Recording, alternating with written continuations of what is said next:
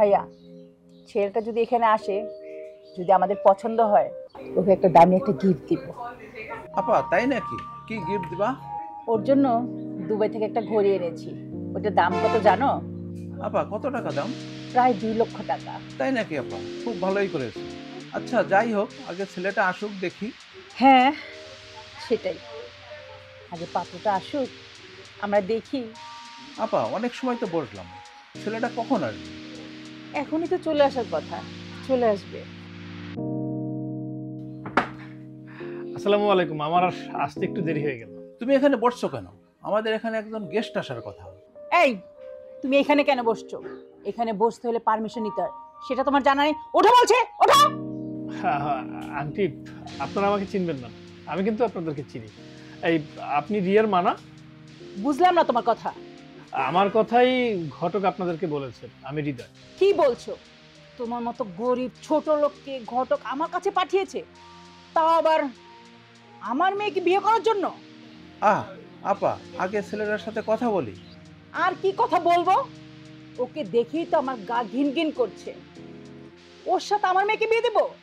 Aunty, আপনি এইভাবে কেন কথা বলছেন? এই, তোমার সাথে কিভাবে কথা বলবো? তুমি যে আমার মেয়েকে বিয়ে করতে আসছো, তোমার কি যোগ্যতা আছে? হ্যাঁ, তোমার নিজের দিকে তুমি একবার নিজে দেখেছো? কি নোংরা পোশাক পরে তুমি এখানে এসেছো? হ্যাঁ, আমার তো মনে হচ্ছে তুমি তোমার নিজেকেই চালাতে পারো না, আর তুমি আমার মেয়েকে কি চালাবে? আমার মেয়ের মাসে কত টাকা হাত খরচ আছে সেটা তোমার আইডিয়া আছে? সেটা তোমার আইডিয়া নেই। যদি তোমার আইডিয়া থাকতো, তুমি আজকে আমার সামনে আসতে না। আন্টি, আপনারা বোধহয় আমার সম্বন্ধে কিছু জানেন না।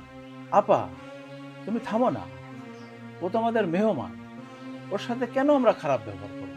বাবা তুমি কিছু মনে করো না, আমার বোনটা একটু বেশি রাগী। কি থামবো আমি? আমার তো এখন ঘটকের উপর মেজাজ খারাপ হচ্ছে। ঘটক কি জানে না আমাদের স্টেজ সম্বন্ধে? এই নোংরা ছেলেটাকে কিভাবে পাঠালো আমার কাছে? এই শোনো, আমার মেয়ে সোনার চামচ মুখে নিয়ে জন্মেছে, আর তুমি ভাবলে কি করে তোমার মতো এরকম একটা ছেলের কাছে আমি আমার মেয়েকে বিয়ে দিব? আন্টি, আপনি জানেন আপনার মেয়েকে আমি কেন পছন্দ করেছি? ঘটক আমাকে বলেছিল আপনার মেয়ে 5 ওয়াক্ত নামাজ পড়ে, ধার্মিক, তাই আমি আপনার মেয়েকে পছন্দ করেছি। কিন্তু আপনারা যেভাবে আমার সাথে কথা বলছেন, মনে হচ্ছে আমি রাস্তা থেকে উঠে এখানে চলে এসেছি। ও আচ্ছা, তা বাবা, আপনি কি আকাশ থেকে নেমে এসেছেন না পাতাল থেকে উঠে এসেছেন? একটু বলেন তো আমি শুনি। এই, আমার মেয়ের নামে কত কোটি টাকার সম্পত্তি আছে সেইটা তোমার আইডিয়া আছে? আর 1 কোটি টাকা লিখতে গেলে কয়টা সৈন্য বসে সেটা তুমি জানো?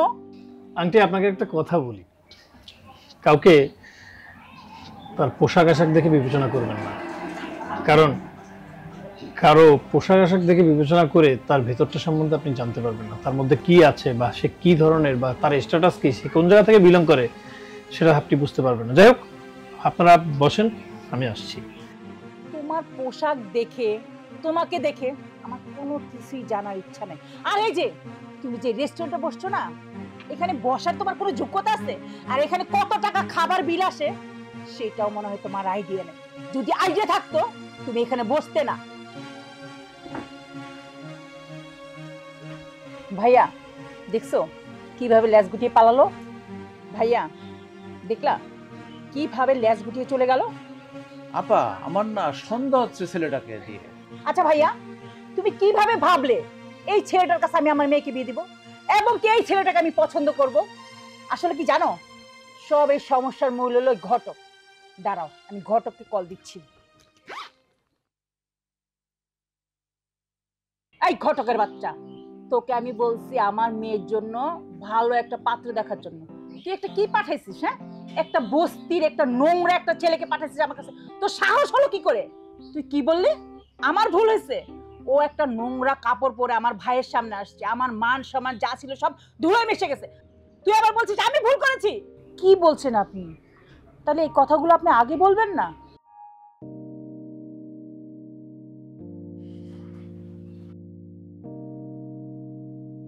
সরি বাবা, আমি তোমাকে না চিনে না জেনে অনেক ধরনের কথা বলে ফেলেছি। আমাকে তুমি ক্ষমা করে দিও বাবা। আন্টি, আপনারা আমার কাছে ক্ষমা কেন চাইছেন? দেখুন, আপনারা আমার বয়সে বড়, আপনারা মুরব্বী মানুষ, আপনারা যদি ক্ষমা চান তাহলে তো আমি ছোট হয়ে যাই। আপনার মেয়ের নামে অনেক সম্পত্তি রয়েছে, আপনি কোটি টাকার মালিক, আপনার এটা আছে, ওটা আছে, সেটা আছে, আপনার মেয়ের নামে প্রপার্টি আছে, এই কথাগুলো চিন্তা করে আপনি আমাকে দেখে বিবেচনা করেছেন আমি ছোট লোক, গরিব, আমার পোশাক দেখে আমাকে বিবেচনা করেছেন। আসলে একটা মানুষকে কি তার পোশাক দেখে বিবেচনা করা যায়? আপনারা আমাকে ভেবেই নিয়েছেন আমার পোশাক দেখে যে আমি ছোট লোক, গরিব, ফকিন্নি, আমি রাস্তা থেকে উঠে এসেছি, আমি বস্তি থেকে উঠে এসেছি। আচ্ছা, আমার কি গায়ে কোনো জায়গায় লেখা আছে যে আমি গরিব, ফকিন্নি, ছোট লোক? আমার কি গায়ে কোনো জায়গায় লেখা আছে যে আমি গরিব, ফকিন্নি, ছোট লোক? তাহলে আপনারা কিভাবে বিবেচনা করে নিলেন যে আমি একজন গরিব, ছোট লোক, ফকিন্নি? আপনারা যদি আপনার মেয়ের নামে কোটি টাকার সম্পত্তি রয়েছে তাই বলে একটা ভালো ছেলে খুঁজতে পারেন, তাহলে আমার এত হাজার কোটি টাকার সম্পত্তি রয়েছে, আমি কেন একটা ভালো মেয়ে, আমি কেন একটা ভালো পরিবার খুঁজতে পারবো না? আমি সেটাই করছিলাম যেটা আপনারা করছিলেন, একটা ভালো ছেলে খুঁজছিলেন, আর আমি একটা ভালো মেয়ে, একটা ভালো পরিবার খুঁজছিলাম। আর সেই জন্যই আমি আপনাদেরকে পরীক্ষা করছিলাম আপনারা কেমন হবেন, আমি যাকে বিয়ে করবো আমার হবু বউ কেমন হবে। তো আমি যে পরীক্ষা নিতে এসেছি সেই পরীক্ষা আপনারা ফেল করেছেন।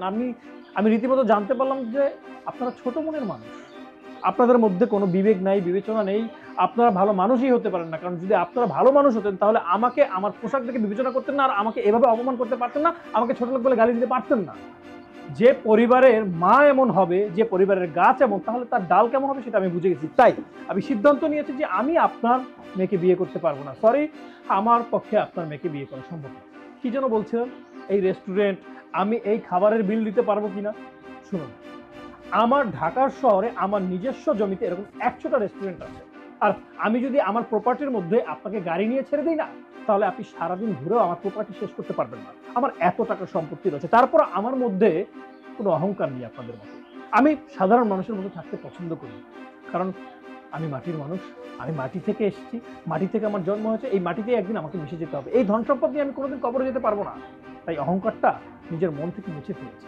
আমি আপনাদেরকে বলবো আপনারা অহংকারটা মুছে ফেলুন, নাহলে আজকে আমাকে ছোট করতে এসে আপনারা যেভাবে ছোট হচ্ছেন, এরকম জায়গায় জায়গায় আপনি ছোট হবেন, অপমানিত হবেন। বাবা, একটু আমার কথা একটু শোনো। বাবা, আমরা ভুল করেছি, আমি আমার বোনের হয়ে তোমার কাছে ক্ষমা চাই। আমি আগেও বলেছি আপনারা আমার মুরব্বী, আপনারা আমার কাছে ক্ষমা চাইলে আমি ছোট হয়ে যাই। ভালো থাকবেন, আমার পক্ষে আপনাদের মেয়েকে বিয়ে করা সম্ভব না। ধন্যবাদ, ভালো থাকবেন। আসসালামু আলাইকুম।